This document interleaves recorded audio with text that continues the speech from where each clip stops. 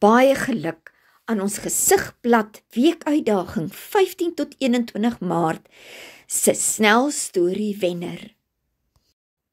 Audrey Bierman se ongetitelde verhaaltjie oor C.J. Langenhoven en die oorsprong van die stem van Suid-Afrika.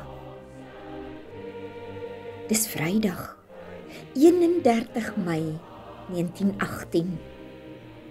Neelsie gaan sit by die tafel in sy beskuie huis. Vandag wil hy nie veg met brolloks of bittergal nie. Daar is nie tyd nie. Daar broei 'n dringendheid in sy gemoed.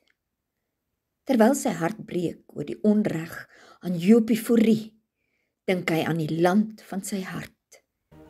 Die berge, die see, sy voorgeslagte se opofferings.